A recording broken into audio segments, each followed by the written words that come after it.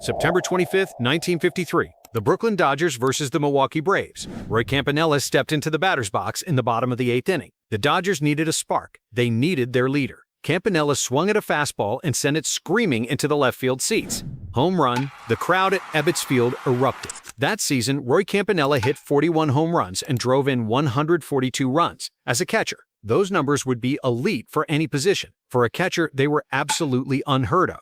But here's the thing that drives me crazy. When people talk about the greatest catchers in baseball history, you hear the same names. Johnny Bench, Yogi Berra, maybe Ivan Rodriguez. Roy Campanella's name comes up, sure, but it's almost an afterthought, a footnote. And that's insane, because Roy Campanella won 3 MVP awards in 5 seasons. 3, not all-star selections, not gold gloves, MVP awards, the highest individual honor in baseball. And he did it playing the most physically demanding position on the field. So why don't more people talk about him? Why isn't Roy Campanella mentioned in the same breath as the greatest players who ever lived? I'll tell you why, and it's a story that will break your heart. But first, let me show you just how dominant this man really was. You know what makes a great catcher? It's not just one thing. It's everything. You have to hit. You have to throw out runners. You have to call a game. You have to handle pitchers. You have to block balls in the dirt. You have to take foul tips off your body for 9 innings. Catchers age faster than any other position. Their knees give out. Their bodies break down. Most catchers are lucky to have 1 or 2 great seasons before the position destroys them. Roy Campanella had 8 All-Star seasons in a row. 8. And he didn't just make the All-Star team. He dominated. He was the best player in the National League 3 different times. In a league that included Willie Mays, Jackie Robinson, Duke Snider, Stan Musial, the greatest players of that generation. And the voters looked at all of them and said, Roy Campanella is the most valuable. But here's where the story gets complicated. Here's where you start to understand why Roy Campanella doesn't get the recognition he deserves. Roy Campanella didn't start his major league career until he was 26 years old. In today's game, that's when players are entering their prime. Campanella had already missed his entire prime. Why? Because of the color of his skin. Because Major League Baseball had a color barrier that kept black players out of the league. Roy Campanella spent years playing in the Negro Leagues, dominating competition that the white baseball establishment refused to acknowledge. Years of his career, gone. Erased from the record books that matter to most fans. Think about that for a second. Roy Campanella won 3 MVP awards in a 10-year career that started at age 26. What would his numbers look like if he had started at 21? At 22? What if he had those 5 or 6 extra years? We'll never know. And that's the first tragedy of Roy Campanella's story. But it's not the last. Not even close. Let me take you back to the beginning, because you need to understand where Roy Campanella came from to appreciate what he accomplished. Roy Campanella was born on November 19, 1921 in Philadelphia, Pennsylvania. His father was Italian, his mother was black. In 1920s America, that made life complicated. Roy grew up in a neighborhood called Nicetown, and despite the name, it wasn't easy. Money was tight. Opportunities were limited. But Roy had one thing going for him. He could play baseball better than anyone his age, better than anyone twice his age. By the time he was 15 years old, Roy Campanella was playing semi-professional baseball on the weekends. 15. While other kids were worrying about homework and girls, Roy was catching for grown men. And not just catching, hitting, throwing, dominating. Word spread quickly. This kid from Philadelphia was special. At 16, Roy Campanella signed with the Baltimore Elite Giants of the Negro Leagues. 16 years old, and he was already a professional baseball player. But not in the major leagues. Never in the major leagues. Because in 1937, black players weren't allowed. Didn't matter how good you were. Didn't matter if you were the best player in the country. The door was closed, locked. And Roy Campanella had to make his name in a league that most white Americans pretended didn't exist. For 9 years, Campanella starred in the Negro Leagues. 9 years. He became one of the best catchers in black baseball. He played winter ball in Latin America, where the color of his skin didn't matter as much. He caught for legendary pitchers. He mentored younger players. He did everything right. And still, the major leagues remained close to him. Then came 1945. Branch Rickey, the president of the Brooklyn Dodgers, decided to break the color barrier. He signed Jackie Robinson, and baseball changed forever. But Rickey wasn't done. He knew Robinson couldn't do it alone. He needed the best black players. And everyone who knew baseball knew that Roy Campanella was among the very best. In 1946, the Dodgers signed Campanella to a minor league contract. He spent 2 years in the minors, tearing up every level of competition. In 1948, at 26 years old, Roy Campanella finally made his major league debut. He had waited his entire life for this moment. 9 years in the Negro Leagues, 2 years in the minors, 11 years of proving himself over and over again. And now, finally, he was a Brooklyn Dodger. Now, here's where Roy Campanella started doing things that seemed impossible. His rookie season was solid. He hit 9 home runs and drove in 45 runs in just 83 games. Good numbers for a rookie catcher learning a new league. but Campanella was just getting started. In 1949, his first full season, he made the All-Star team. He hit 22 home runs. He drove in 82 runs. The Dodgers won the National League pennant, and Roy Campanella was just warming up. 1951, Roy Campanella's breakout season. He hit 33 home runs. He drove in 108 runs. He batted .325, and he won his first MVP award. A catcher, winning MVP, in a league with Willie Mays and Stan Musial and Jackie Robinson. The voters watched all of them play and decided Roy Campanella was the best, because he was. But it wasn't just the hitting. That's what people forget. Roy Campanella was a complete catcher. He called games like a genius. Pitchers loved throwing to him because he knew exactly what pitch to call in every situation. He had a cannon for an arm. Runners feared testing him. He blocked balls in the dirt like his life depended on it. He was a leader in the clubhouse and a warrior on the field. Don Newcomb, the great Dodgers pitcher, said Campanella was the best catcher he ever threw to. Not one of the best, the best. Newcomb said Campy made him a better pitcher, made everyone a better pitcher. That's what a great catcher does. He elevates everyone around him. 1953. Roy Campanella put together one of the greatest seasons any catcher has ever had. Read these numbers carefully. 41 home runs, 142 RBIs, a .313 batting average as a catcher, playing the most physically demanding position in baseball, squatting for 140 games, taking foul balls off his fingers and his chest and his mask, and still putting up numbers that would be elite for a first baseman or an outfielder. He won his second MVP award, and nobody questioned it. Roy Campanella was the best player in the National League, and everyone knew it. Here's something that blows my mind.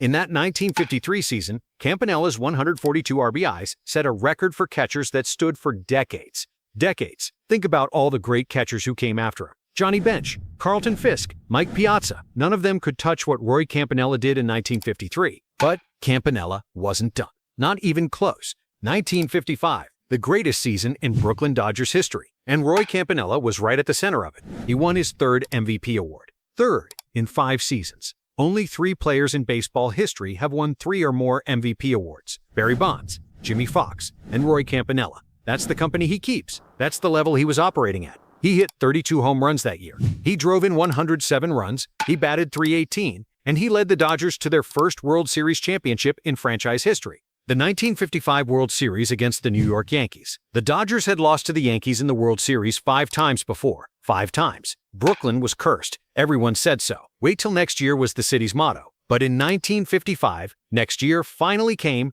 Game 7, Yankee Stadium. The whole season on the line. Johnny Padres pitching for the Dodgers. Roy Campanella behind the plate, calling every pitch. The Dodgers won 2-0. Brooklyn exploded in celebration. After decades of heartbreak, the Dodgers were finally champions. And Roy Campanella, the 3-time MVP, the best catcher in baseball, finally had his ring.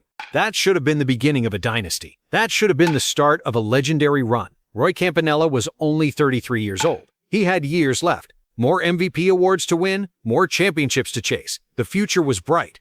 But fate had other plans. And this is where the story becomes almost too painful to tell. 1956 was a struggle. Campanella's hands bothered him all season. He had surgery in the offseason. His batting average dropped. His power numbers declined. But he was still Roy Campanella. Still one of the best catchers in baseball. He was determined to come back strong in 1957. And he did. He hit 13 home runs in 1957. Not his best season, but solid. The Dodgers finished 3rd in the National League. Everyone expected Campanella to bounce back fully in 1958. He was only 36. He had plenty left in the tank. The Dodgers had moved to Los Angeles. A new city, a new chapter. Roy Campanella was ready for it. Then came January 28, 1958, the night that changed everything. Roy Campanella was driving home from his liquor store in Harlem. It was late. The roads were icy. His car hit a patch of ice and skidded out of control. The car slammed into a telephone pole and flipped over. When rescue workers arrived, they found Campanella trapped in the wreckage. He was alive, but barely.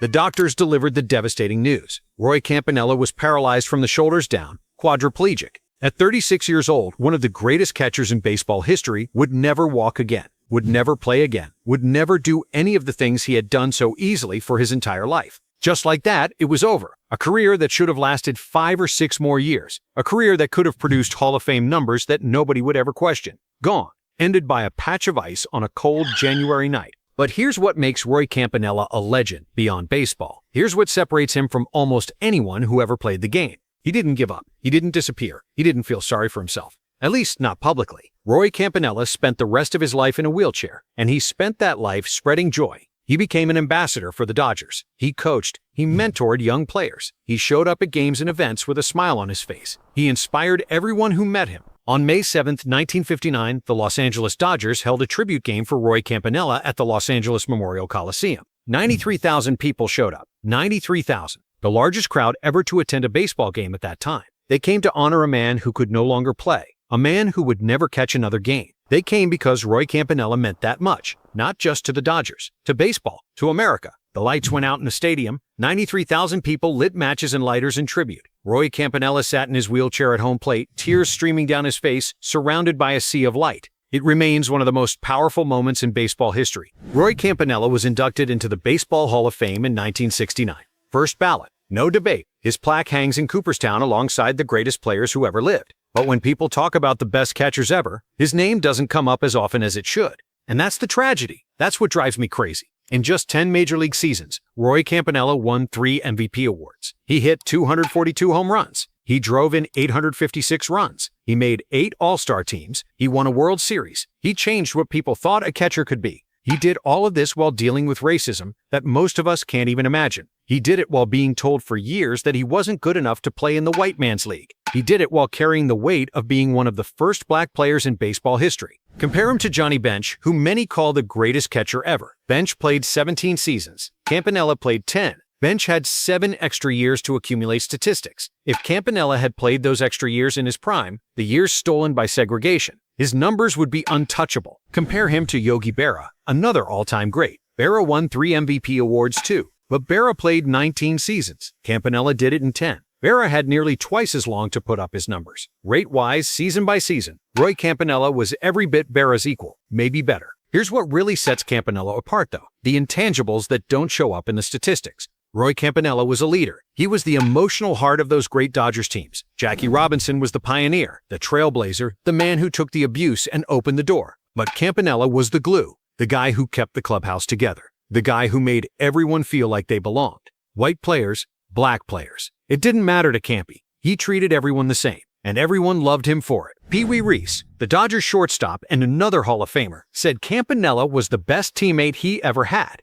Not the best player. The best teammate, the guy you wanted in your corner when things got tough. The guy who lifted everyone up. That's what Roy Campanella brought to the Dodgers every single day. And let's talk about what he overcame, because this matters. Roy Campanella didn't just face the racism of 1940s and 1950s America. He faced it as a catcher, the most vulnerable position on the field. He squatted behind home plate while white batters stood over him. He took foul tips and backswings and spikes from runners trying to score. He was a target in ways that other players weren't, and he never backed down, never complained, never gave anyone an excuse to say he didn't belong. He played through injuries that would have sidelined other players. His fingers were gnarled and broken so many times that they bent at odd angles. His knees ached constantly. His body was a roadmap of the physical toll that catching takes. And still, he showed up. Still, he performed. Still, he won MVP awards. That's mental toughness. That's character. That's what separates the great from the legendary. Roy Campanella passed away on June 26, 1993. He was 71 years old. He had spent 35 of those years in a wheelchair, paralyzed from that January night in 1958. But he never stopped being Roy Campanella, never stopped smiling, never stopped loving the game that gave him everything and then took it away. His legacy lives on. Every time you see a catcher do something amazing, every time a catcher hits a home run, or throws out a runner, or frames a pitch perfectly, Roy Campanella helped define what a catcher could be. He proved that the position wasn't just about defense, that a catcher could carry a team, that a catcher could be the best player in the entire league. The next time someone asks you who the greatest catchers in baseball history are, don't just say Johnny Bench. Don't just say Yogi Berra. Say Roy Campanella. Say the man who won 3 MVP awards in 10 seasons. Say the man who broke barriers and broke records. Say the man who showed more courage in a wheelchair than most people show in their entire lives. That's the Roy Campanella story. A catcher who was so good that he won 3 MVP awards in 5 years. A player who lost years of his prime to segregation and then lost the rest of his career to tragedy. A man who never let circumstances define him, who never stopped fighting, who never stopped smiling. They say the greatest catchers are measured by their toughness, their durability, their ability to lead. By every measure that matters, Roy Campanella was the best, and it's time the world remembered that. 3 MVP awards, 8 All-Star games, a World Series championship, 242 home runs, 856 RBIs, all in 10 seasons, all while changing the game forever. Roy Campanella, the most underrated catcher in baseball history and one of the greatest players who ever lived. Hit subscribe for more breakdowns of the legends who built this game. Next week, we're covering a pitcher so dominant that batters were afraid to step into the box against him. A man who changed what it meant to be a power pitcher. You won't want to miss it.